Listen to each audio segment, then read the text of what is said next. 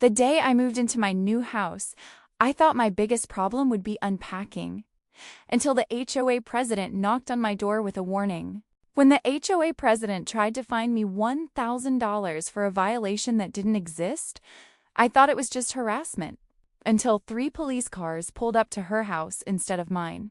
I had lived in Pine Ridge Estates for exactly 12 days when the letter arrived. The neighborhood looked like it had been plucked straight from a magazine. White picket fences, identical gray roofs. The morning sun glinted off my new mailbox as I stepped outside to grab the mail. Inside, among the glossy flyers and junk, was a neatly sealed envelope with an embossed HOA logo. Violation notice. Improper vehicle storage. $1,000 fine pending. I froze. Improper vehicle storage? I owned one car. A sleek black sedan parked precisely in the center of my driveway.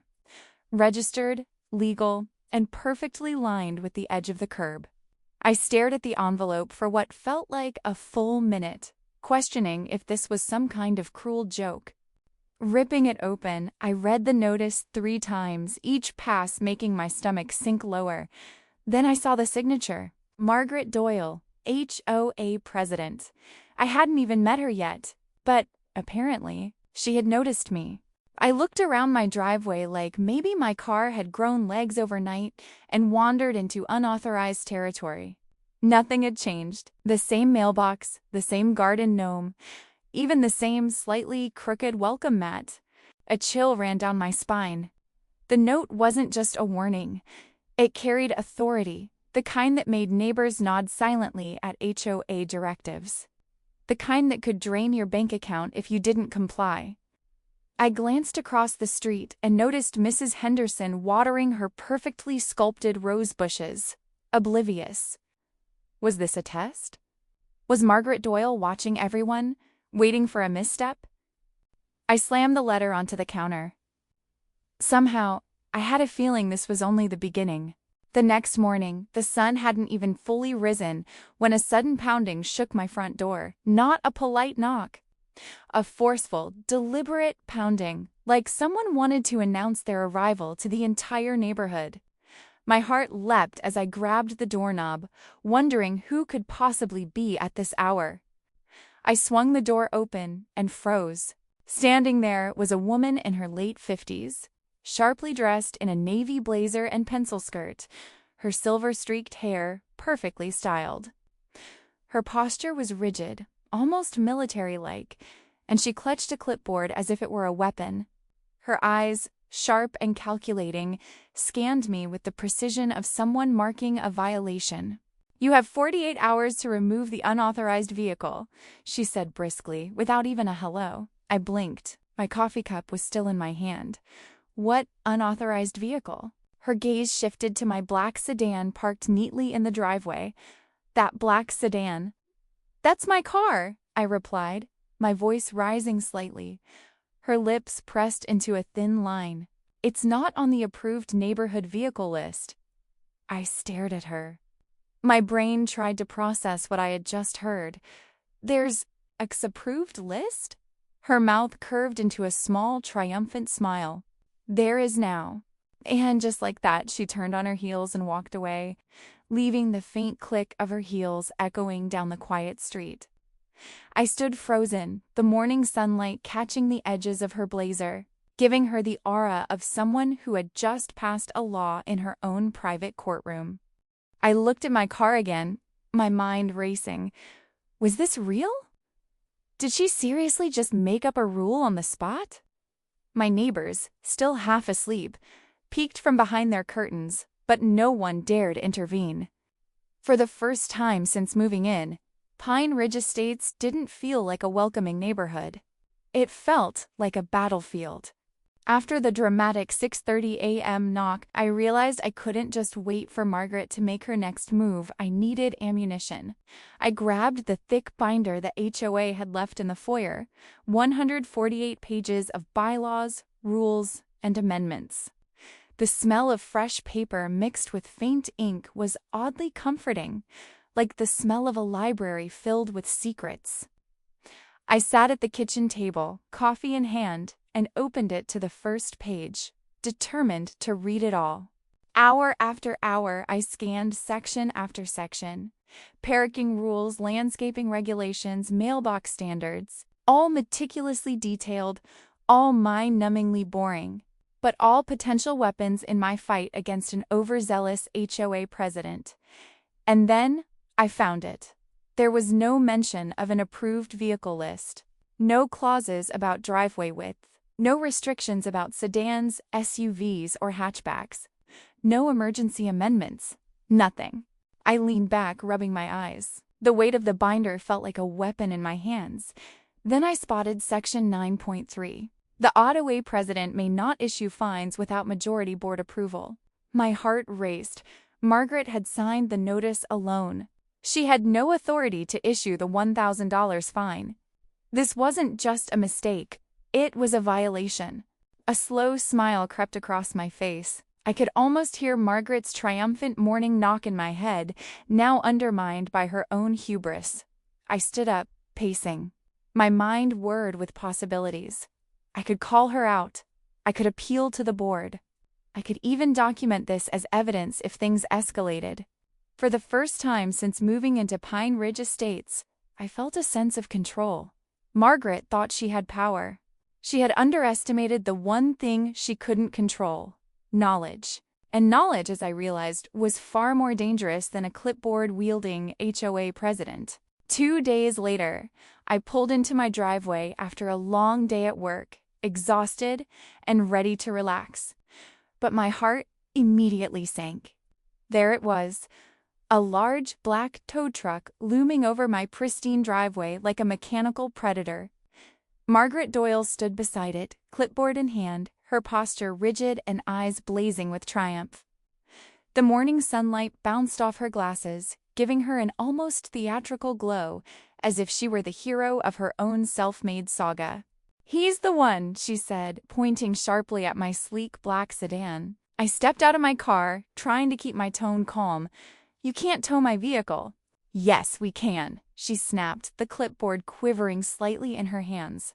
HOA enforcement, the tow truck driver, a burly man with a baseball cap shadowing his eyes, looked between us nervously. "Ma'am, I need proper authorization. Something official, signed by the board." Margaret's eyes narrowed. "I am the authorization," she barked, chest puffed up like a general issuing orders. I raised my phone slowly, deliberately, keeping my voice steady. "Actually, I've already spoken to the HOA board and the property management company," I said, letting the words sink in. "They confirmed no such rule exists. No fines, no tow, no authority." Her confident smile faltered, first a twitch, then a crack. Margaret's hands shook slightly, betraying the storm behind her eyes. The tow truck driver shifted uncomfortably, scratching the back of his neck. Well, I guess that settles it." Slowly, he lowered the hook, the heavy chains clanking against the truck bed. Margaret's face went pale, her perfect composure crumbling. For a split second, I saw the real person behind the rigid facade, a woman clinging to control she didn't actually have. I leaned casually against my car, heart still racing, but a small, victorious smile forming. Pine Ridge Estates had its rules, but Margaret Doyle had just learned, the hard way, that not all power came from a clipboard, and I had just won the first battle. Margaret's face flushed a deep crimson, veins standing out on her temples. Her eyes darted between me, the car, and the tow truck that had just left, looking increasingly useless in her hands. "You're being aggressive," she said suddenly, her voice tight. "I feel threatened." I raised an eyebrow, trying to hide the mix of disbelief and amusement bubbling inside me. Threatened? Over a perfectly legal car parked in my own driveway? Before I could respond, she whipped out her phone with the precision of a drill sergeant and pressed it to her ear. "Yes, I need officers at Pine Ridge Estates. A resident is refusing compliance," she said crisply, her words clipped and rehearsed. "Yes, immediately." I stared at her in disbelief, my coffee from this morning still half drunk and now entirely forgotten on the porch railing. Neighbors were starting to peek from behind curtains, their sleepy faces registering shock and curiosity. Minutes later, the distant wail of sirens shattered the morning calm. 1, then 2, then 3 patrol cars rolled down the street. Lights flashing, but no urgency in their movement, just a routine response to a reported disturbance. Margaret's posture stiffened. She straightened her back, held her clipboard like a shield, and planted her feet as if she were standing before a firing squad. Pride radiated from her every move.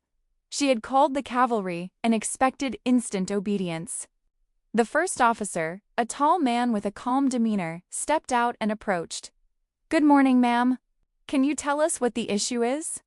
Margaret's voice sharpened. "This resident is refusing to comply with HOA rules: illegal parking, unauthorized vehicle. He refuses to remove it." The officer glanced at me, then at the car. His expression shifted from polite inquiry to subtle skepticism. "Ma'am, what law has been broken?" Margaret faltered, her perfectly rehearsed script evaporating. "Well, HOA law," she stammered, clutching her clipboard tighter. A heavy silence hung over the street. Even the wind seemed to pause. The officer's sigh was audible. "Ma'am, HOA rules are not criminal law. This isn't a police matter." Margaret's jaw dropped. Her eyes went wide, panic slowly replacing the arrogance. She opened her mouth to argue, then snapped it shut. Words failed her. For the first time, she had no authority to lean on. The neighbor's curtains slowly closed again, whispers of shock and amusement floating down the street. I leaned against my car, trying not to laugh, realizing that Margaret Doyle had just escalated a petty neighborhood squabble into a spectacle, only to realize she had no power over it at all. And in that moment, I felt the sweet thrill of victory. The morning air was thick with tension, the flashing lights of the police cars casting long, jagged shadows across the perfectly manicured lawns. Neighbors had stopped peeking behind curtains. They were now frozen on their porches, silently watching the unfolding drama. While the officers were still talking to Margaret, a sleek black SUV rolled up the street. Its engine was barely audible over the sirens, but its arrival felt monumental. The vehicle stopped with a smooth, controlled precision. The driver's door opened and out stepped Daniel Whitaker, one of the actual HOA board members, holding a thick manila folder like it was a bomb waiting to drop. "I'm so sorry," Daniel said, his voice calm but serious as he approached me. "We've been trying to deal with this." I blinked, stunned. "Deal with what?" I asked, glancing back at Margaret, whose clipboard was now trembling in her hands. Daniel's gaze sharpened as he turned slowly toward her. "She's been issuing unauthorized fines for months." Margaret's confident posture crumpled. Her mouth opened, closed, then opened again as if she were struggling to remember her lines. Color drained from her face, leaving her looking pale and exposed. Without a word, Daniel handed the thick folder to one of the officers. The paper rustled loudly in the quiet morning. Inside were dozens of complaints, meticulously documented by residents. Forgery accusations, improper collections, unapproved penalties, threats of legal action against homeowners. The lead officer's expression shifted from polite skepticism to professional concern. He turned to Margaret, clipboard still clutched tightly. "Ma'am, we're going to need you to come with us to answer some questions." The neighborhood went dead silent. Birds paused mid-flight. Even the wind seemed to hold its breath. Margaret sputtered, the words spilling out like a flood. "This is ridiculous! I am the president." Daniel's voice cut through the tension, quiet but unwavering. "Not anymore." For the first time, the aura of authority Margaret had cultivated around herself vanished entirely. The clipboard, the early morning knocks, the fines, it was all meaningless now. The power she had wielded over the neighborhood for months was gone in an instant, replaced by the cold reality of consequences. I felt a rush of vindication and disbelief. The woman who had made my first days in Pine Ridge Estates a nightmare was now facing the consequences of her obsession with control. Around us, neighbors exchanged silent glances, some smiling, some shaking their heads in disbelief. It was a victory, but also a revelation. Sometimes the rules weren't just written, they were meant to protect you when someone tried to bend them too far. That evening, the neighborhood was quiet, eerily so, as if everyone was waiting for news. By sundown, a rumor spread like wildfire. Margaret Doyle had resigned. The reason? Investigations revealed that over the past several months, she had been depositing fine payments from unsuspecting homeowners into a separate bank account, an account not officially registered to the HOA. It was petty theft masquerading as authority. Homeowners who had been intimidated by her sudden fines were now reimbursed, including the $1,000 she had tried to extract from me. I remember holding the check in my hands, staring at the neat handwriting, and feeling a mixture of disbelief and relief. It was as if the universe had finally corrected an injustice, and I had been given a small but satisfying front row seat. A week later, the mail arrived again. I opened it cautiously, half expecting another violation notice. But this time, the envelope carried a very different message. An official apology from the HOA board, a formal explanation of the situation, and, to my surprise, an invitation to join the HOA board. I chuckled aloud, picturing myself in the shoes of Margaret Doyle, the power, the clipboard, the early morning knocks. But I declined politely. The idea of wielding that kind of authority didn't appeal to me, not after seeing how easily it could be abused. Now, whenever I pull my black sedan into the driveway, the one that had sparked a neighborhood uproar, I can't help but smile. Each time, it's a quiet reminder. Sometimes, the loudest knock in the neighborhood backfires spectacularly. And sometimes, knowing your rights and standing your ground is the most satisfying victory of all.